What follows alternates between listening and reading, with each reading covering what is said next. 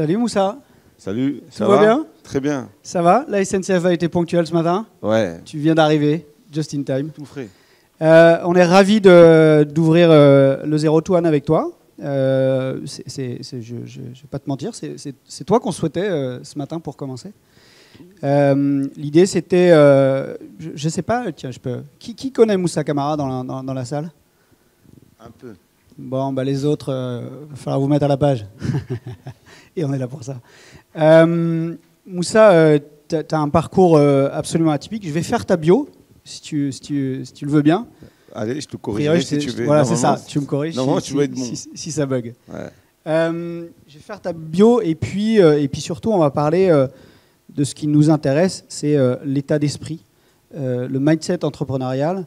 Et on pensait que c'était une belle intro, un bon amuse-bouche pour commencer le Zero to One. Je vais lire un peu parce qu'il y a un peu trop de choses, donc pardon, je n'ai pas tout mémorisé.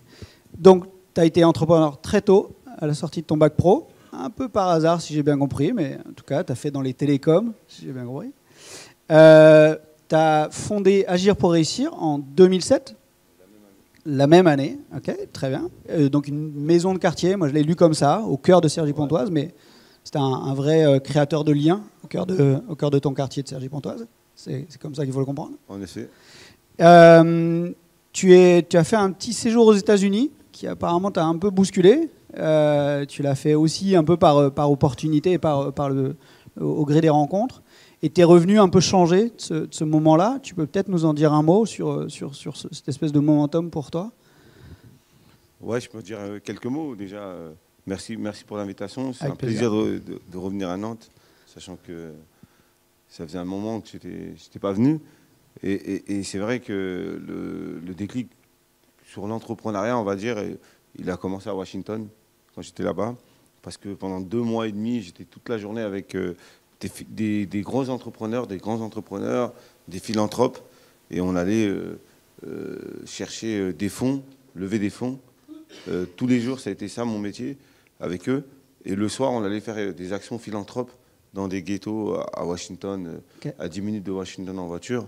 Et en fait, ce que j'ai appris dedans, c'est que la puissance du levier économique pour avoir un impact social auprès des populations les plus fragilisées.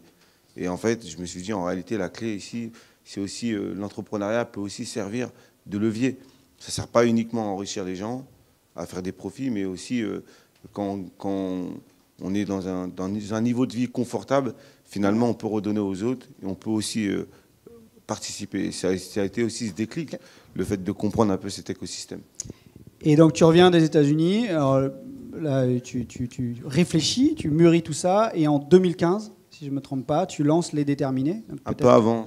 Un tout petit peu avant. Ouais, j'ai fait plusieurs allers-retours entre la France et les États-Unis pour bien comprendre un peu l'écosystème, comment ça fonctionnait, de voir des gens de toute forme et de toute nature arriver à des postes parfois de responsabilité en partant de rien.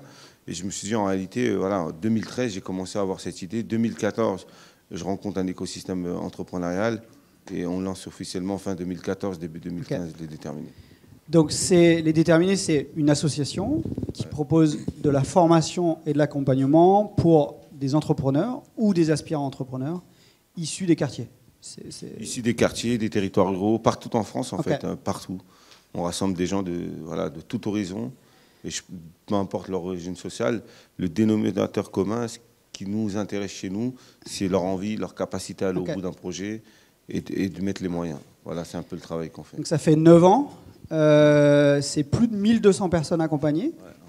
C'est 25 villes ouvertes sur lesquelles vous avez déployé l'association. Et c'est 700 entreprises créées. En effet. C'est le chiffre que... 700 entreprises créées. Il faut savoir, dans les entreprises, voilà, nous, l'accompagnement est hyper important. Et après, c'est ce que je constate un peu dans les entreprises qu'on a accompagnées et qui se sont lancées via nous, c'est plus de 60% sont encore en vie 3-4 ans après. Le taux de pérennité de ces entreprises est beaucoup plus important. Et après, en plus, c'est des secteurs très variés. La chance qu'on a, c'est ça. Et en fait, c'est l'entraide. C'est-à-dire, on a des boîtes de toute taille, quoi, des micro-entreprises. Tu as quelques exemples en tête? Ouais, on a pas mal d'exemples. Hein. Je peux en citer pas mal, hein, ici notamment à Nantes, mais aussi ailleurs. Je pense à Yasmine qui a créé en 3 ans et demi l'une des sociétés les plus on va dire, entre guillemets, profitable, avec plus de 170 salariés. Okay. Aujourd'hui, en 3 ans et demi, elle est dans le transport et de la livraison de véhicules de marchandises, mais avec des véhicules propres, électriques, etc.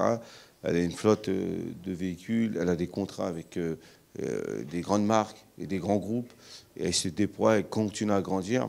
Je pourrais parler d'Arnaud au Havre, qui a créé, il a récupéré un hangar de plus de 1200 mètres carrés, où il fait de l'apiculture, il transforme des plantes et des légumes dans un système plus vertueux, plus écologique.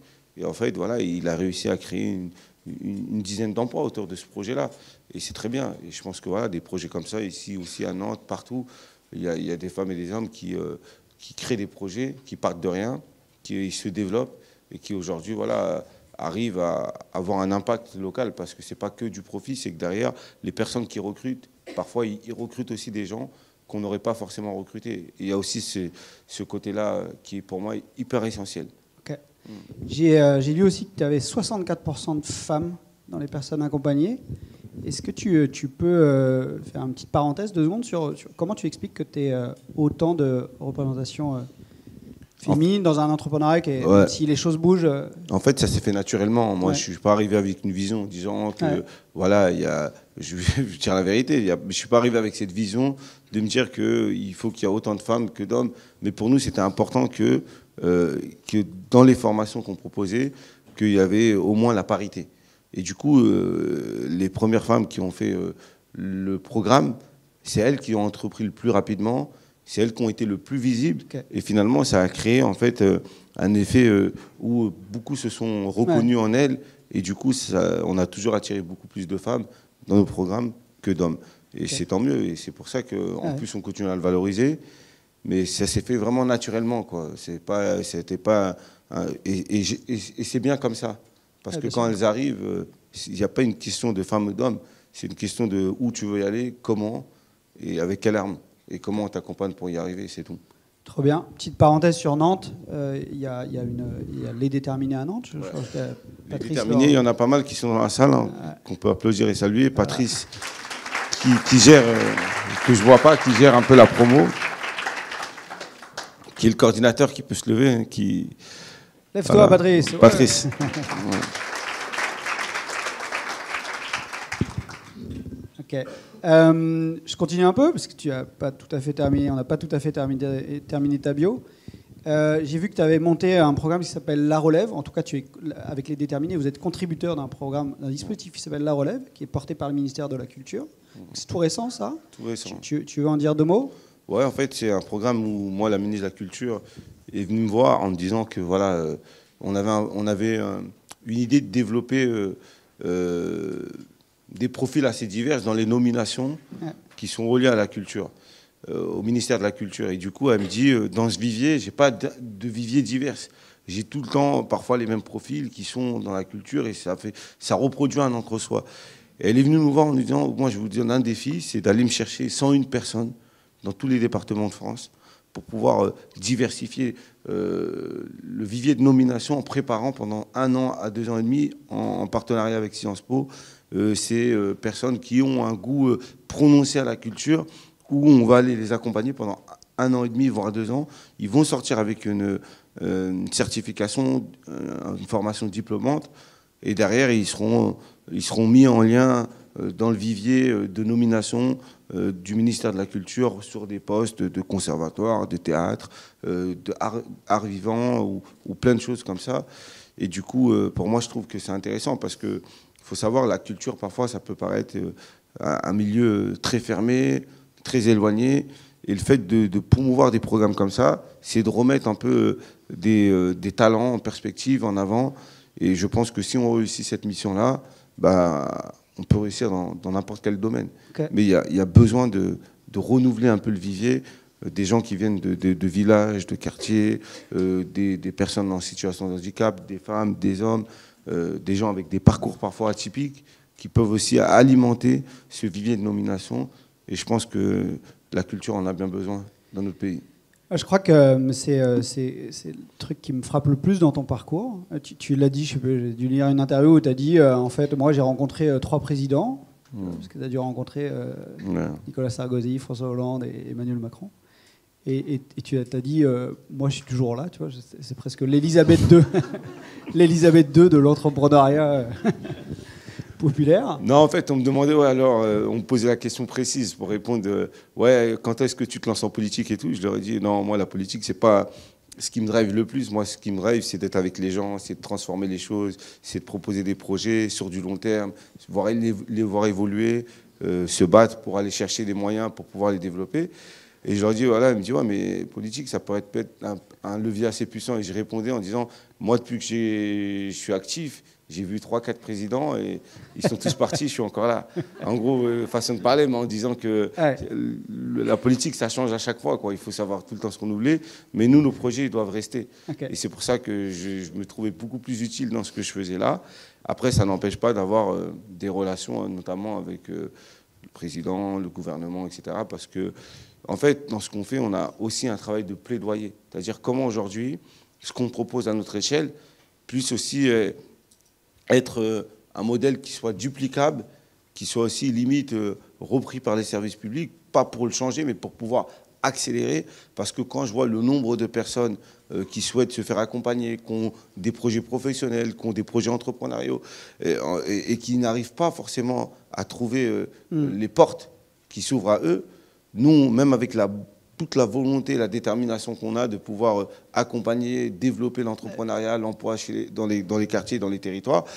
Pour passer à l'échelle, tu as besoin de... On n'y arrivera pas. Il y a tellement de besoins. Il y a tellement de jeunes, il y a tellement de gens qui souhaitent se faire accompagner. Et ça, je pense que une politique publique peut permettre d'aller toucher encore un plus grand nombre.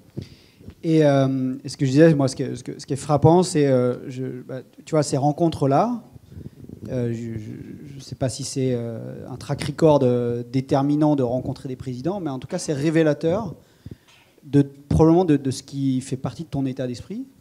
Enfin, moi, je me dis, tu vois, le petit gars de Cergy Pontoise qui rencontre le président, qui croise le chemin de Chapaz, de Xavier Niel. Enfin, tu vois, tu as su fédérer autour de toi un écosystème incroyablement, enfin, d'un très haut niveau.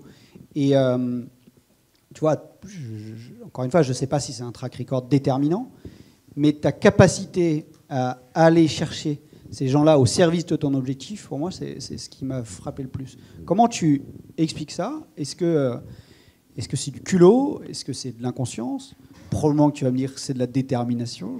J'imagine que c'est un truc comme ça. Mais voilà, parce qu'en fait, on est tous là. Quand tu montes un projet, quand tu montes une boîte, ben en fait, tu sais bien que ta capacité à parler à certaines personnes, à déclencher certaines conversations, c'est le plus utile pour ton business. D'accord ? Mais tu as plein de freins à ces conversations-là. Et en vrai, une des conversations les plus difficiles à avoir ou à obtenir, c'est celle avec un président de la République. Si tu veux. Donc, qu'est-ce qui fait ? Qu'est-ce que tu as fait ? Et qu'est-ce qui est dans ton état d'esprit pour que tu aies coché les 3 derniers présidents, tu vois ? Bah déjà, moi, je pense que toutes les rencontres sont des relations humaines avant tout. C'est-à-dire, peu importe le statut, on reste des êtres humains.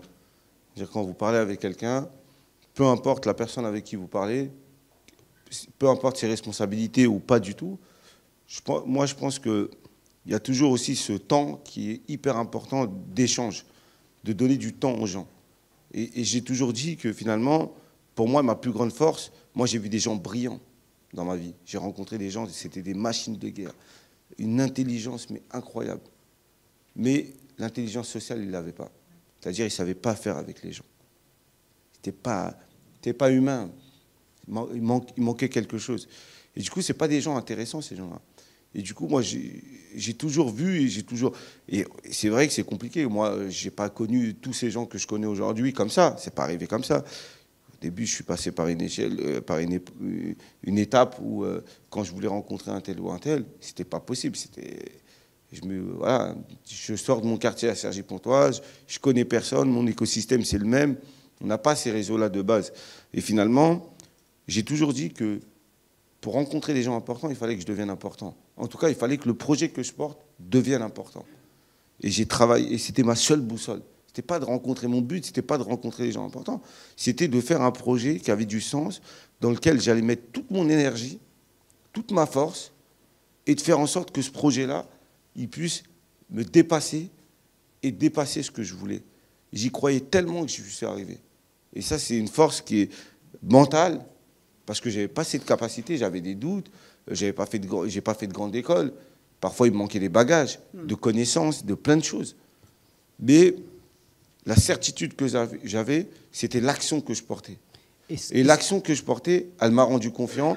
Et finalement, elle m'a permis de rencontrer, ou même parfois d'être dans des endroits où j'avais d'opportunités de rencontrer et de créer une relation avec ces gens qu'à l'époque, je me disais que c'était impossible de pouvoir être en contact, même avoir un lien avec eux.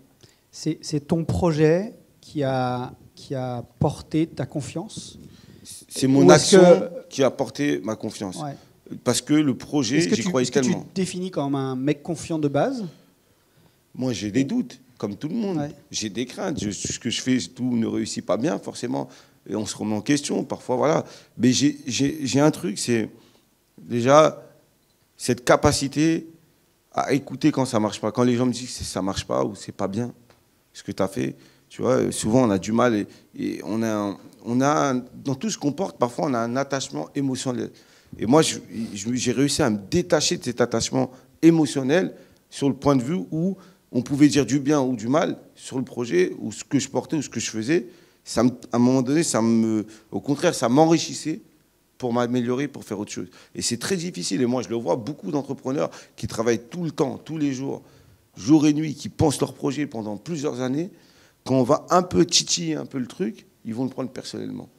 Et je leur dis souvent aux entrepreneurs qu'on accompagne, c'est détachez-vous entre votre personne et le projet. Okay. Il y a moi en tant qu'entrepreneur et il y a moi en tant que personne. Si on vient remettre en question le projet que je porte, ce n'est pas ma personne qu'on met en question, c'est le projet. Et après, parfois à tort ou à raison, moi j'aime bien les débats, j'aime bien parfois être border sur des sujets pour pouvoir revenir au sujet et avancer sur le sujet. Et du coup, ça m'a appris à prendre du recul par rapport à ce que je porte. Et c'est ça qui m'a, je pense, qui m'a rendu confiant et qui m'a permis, en fait, cet apprentissage quotidien. Moi, j'ai tout appris. L'entrepreneuriat, j'ai monté ma première entreprise à 20 ans. Je ne connaissais rien du tout de l'entrepreneuriat. J'avais aucun exemple, ni dans mon entourage, ni dans ma famille, d'entrepreneur. Ce que tu disais, c'est que tu as trouvé quelqu'un. Je ne savais même pas ce que c'était monter une entreprise. Ouais. Et ce n'est pas comme aujourd'hui, en 2-3 clics. Moi, c'était il y a plus de 17 ans, où il fallait aller au greffe, déposer son cabis, ses statuts. Après, il fallait aller au journal officiel, écrire un courrier pour pouvoir se faire déclarer. Et c'était il y a même pas, je ne parle pas de ça il y a 50 ans, c'était il y a quelques années. Donc on a évolué. Aujourd'hui, en 2-3 clics, vous faites accompagner, vous allez sur un site, on vous accompagne à monter votre boîte. Le dépôt au capital, l'ouverture de banque. Aujourd'hui, il y a des comptes en ligne qu'on peut ouvrir. Moi, il fallait que je fasse 3-4 banques avant qu'on m'ouvre juste un compte professionnel. Ouais. Donc, faire tout ça, à la fin, c'est le meilleur apprentissage, je pense, que j'aurais pu avoir de toute manière, de toute façon. Tout à l'heure, tu parlais d'une forme d'intelligence sociale. Est-ce que tu crois que c'est quelque chose qui se développe, qui s'étoffe, qui s'épanouit et comment toi, tu l'as embarqué, ça, cette soif d'intelligence sociale, entre guillemets, celle que tu disais? Bah moi, j'ai appris, j'ai regardé. Quand parfois, j'arrivais dans des endroits où personne ne me ressemblait. Ouais. Et je pensais que tout le monde me regardait parce que je ne leur ressemblais pas. Mais en fait, chacun faisait sa vie. Les gens discutaient et tout. Et moi, j'étais dans un truc où j'ai l'impression que tout le monde me regarde. Je ne suis pas peut-être bienvenu. Je me mettais un peu dans des psychoses comme ça. La question des codes. Et du coup, des codes et tout. Et du coup, j'ai bien regardé. J'ai fait. Après, petit à petit, une fois, on y va. 2 fois, 3 fois. La 3e fois, on s'en à l'aise. On commence à discuter. OK, bah, tu vois qu'il y a des gens qui sont sympas, qui ne te ressemblent peut-être pas, mais vous avez des affinités. Moi, je me rappelle, je rencontre un grand chef d'entreprise. J'avais regardé juste avant il y avait une compétition de golf à Versailles, okay, dans le 78, et ça passait à Canal+, il y avait tous les grands golfeurs, et moi, en fait, j'avais suivi, sans comprendre le golf, mais comme, je ne sais pas, c'était un dimanche, je regarde. Et le lendemain, je vais dans un événement, et je vois Et en fait, je discute et tout. Dans la discussion, on a amené à parler de ça parce que le chef d'entreprise me disait en gros qu'il revenait de ce week-end, là, il a participé à un tournoi de golf et tout. Ah bah je lui ai dit, j'ai vu moi aussi, mais je comprenais rien aux règles. Et il est là, comme lui, il s'est un passionné de golf, il était content de m'expliquer en fait le golf, quoi, les règles du golf, etc. Et je lui posais plein de questions. Donc on a parlé de tout sauf du business. Et du coup, ça crée un lien, ce truc-là.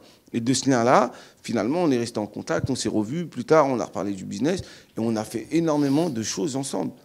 En fait, et jusqu'à aujourd'hui, on a encore contact. Il m'a ouvert tellement de portes. Il avait des lieux à Paris, mais dans les meilleurs endroits, dans les meilleurs arrondissements de Paris. Et moi, j'organisais des événements avec mes entrepreneurs qui venaient de partout, de banlieues, de zones rurales, dans des endroits exceptionnels à Paris, parce qu'on a parlé de golf, finalement. Et c'est ça, en fait, le truc. Et petit à petit, j'ai compris un certain nombre de choses que, voilà, de vouloir avoir quelqu'un et lui parler tout de suite du business, peut-être que c'était peut-être pas la bonne chose. Mais essayer de créer des discussions. Moi, je suis un fan de manga, notamment Dragon Ball Z, Génération. Je pense qu'on est pas mal ici à avoir suivi ça dans le club Dorothée. Et des fois, je rencontre des gens qui sont de ma génération, mais à des postes de responsabilité. Et quand on parle de cet épisode, des trucs stupides parfois qui n'ont même pas lieu de... Et ça crée du lien. En fait, t'es juste un mec sympa, quoi. Je suis pas un mec sympa, mais je me suis venu pas. Mais je suis quelqu'un, j'aime bien rigoler, j'aime bien discuter. Non, mais en vrai, c'est important, si tu veux. C'est quand même ta bonhomie, ton entre-gens, ta sympathie qui t'a fait franchir des portes. Et probablement que tu as quelque chose de... Enfin, je ne sais pas, justement, la question du culot. Est-ce que tu trouves que tu as du culot? Moi, je me vois pas comme un mec culotté. Pourquoi? Parce que le culot, j'ai toujours eu du mal. Il faut en avoir dans la vie, d'avoir du culot. Et moi, je ne suis pas quelqu'un... J'arrive à m'imposer dans des discussions ou aller au culot voir quelqu'un, etc. C'est plus, je laisse la rencontre se faire. Et dans la rencontre, parfois, il y a des gens que je voulais tellement rencontrer depuis des années. Ils étaient devant moi, j'ai pas trouvé l'accroche pour les rencontrer. J'ai laissé faire. Je n'ai pas rencontré. Et quelques années plus tard, a fait en sorte qu'on se retrouve. Et magicien, quoi. Non, mais quelques années plus tard, c'est les opportunités. Je sais pas, je suis invité à un dîner, la personne est devant moi. Et là, on discute.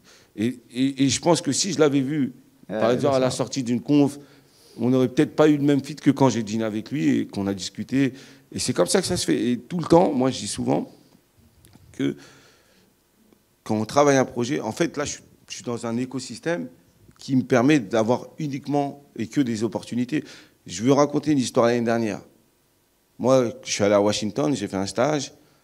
Et en fait, avec les gens avec qui j'ai fait un stage, les jeunes que j'ai aussi ramenés à Paris, ils sont tous devenus des postes de responsabilité incroyables à Washington. Un qui s'occupe de toutes les autoroutes nationales des États-Unis, à qui j'ai passé 2 mois ici à Paris, on l'a ramené partout, il est allé partout. Et aujourd'hui, c'est le numéro 1 et c'est le patron des autoroutes américaines. Une qu'on a rencontrée, moi quand j'étais en stage et tout, j'étais plus jeune, elle était étudiante, elle faisait son alternance et tout. Aujourd'hui, elle est conseillère à la Maison Blanche. Et du coup, moi, je veux faire un voyage avec les entrepreneurs pour les ramener aux US. Donc, j'appelle tous mes anciens copains avec qui j'étais. Et il se fait qu'ils sont tous à des postes de responsabilité. On nous invite à la Maison Blanche. Donc, incroyable. Moi, j'étais déjà allé, mais pour les entrepreneurs, incroyable. Ils arrivent à la Maison Blanche, un truc que tu vois dans les films. Le mec dit, moi, j'étais déjà allé, tu vois. Non, mais parce que c'était plus pour eux que pour moi, en vrai. Mais en réalité, ça les a fait rêver. Et le jour où on va à la Maison Blanche, une chance sur 1000 de croiser le président. Moi, j'avais jamais réussi à le croiser à l'intérieur, à part quand il y avait des conférences et tout ça. Et ce jour-là, il sort d'une réunion, nous on sort de notre réunion, on tombe nez à nez avec le président Biden. Donc t'es sympa et t'as du bol. C'est une opportunité, c'est une chance. Et ils se sont retrouvés, et les entrepreneurs se sont retrouvés dans ça. C'est pour ça que les rencontres, le temps à la personne, etc. et tout, pour moi, c'est les opportunités. Jamais on aurait imaginé tout ça, ça s'est passé. Comment tu transposes ça? Parce que en fait, ce que tu as fait n'est pas duplicable. Tu vois, il n'y a pas un pattern ou un process Moussa Camara que tu peux dupliquer et tu peux dire voilà la méthode Moussa Camara.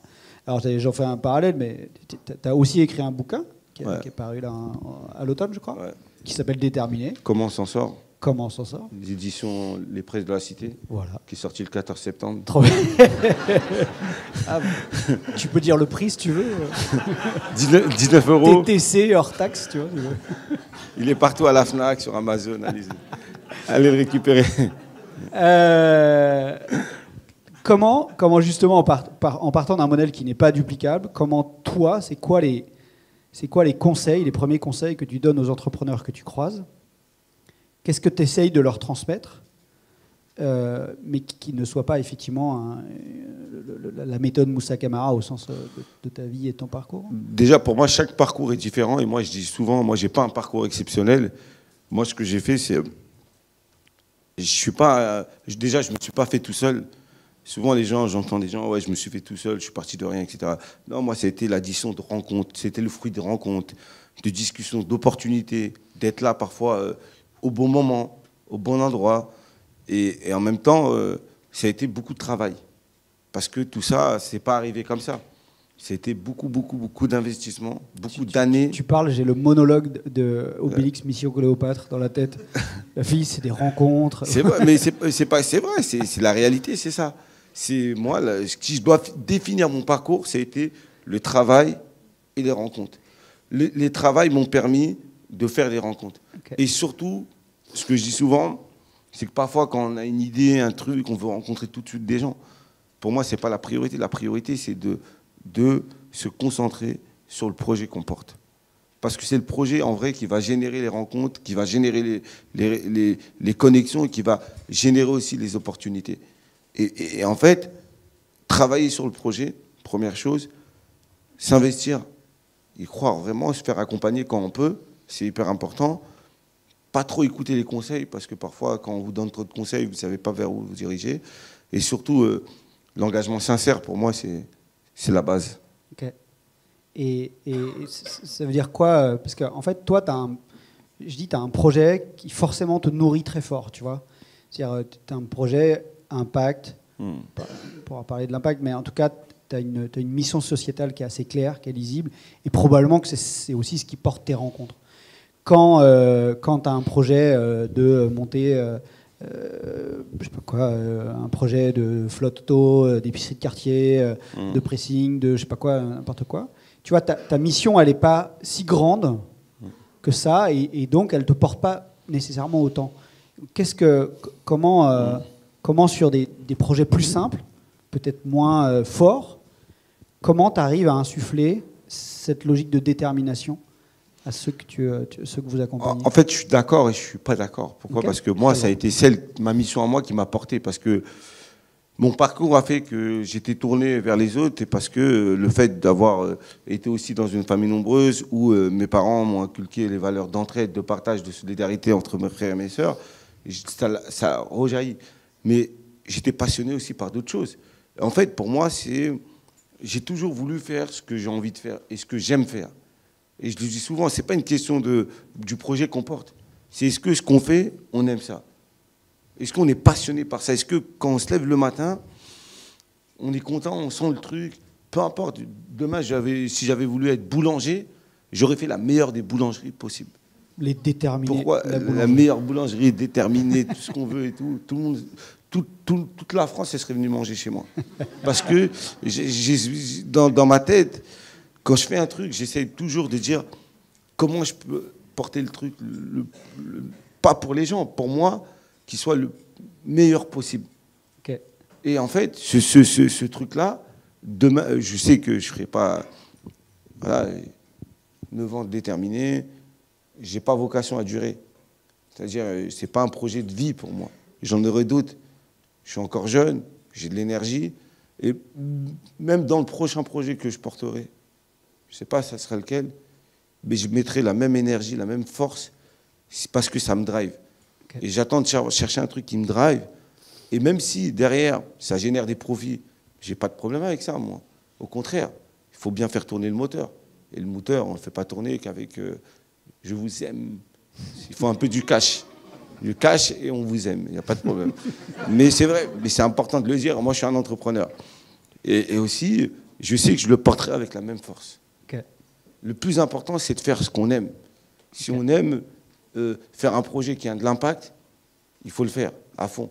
Top. Si on aime un projet parce qu'on est passionné par un métier, par une vision, par ce qu'on veut porter, c'est ce qu'il faut faire, c'est tout, pour moi. Super conclusion, on est au bout des 30 minutes. Merci Merci. infiniment Moussa.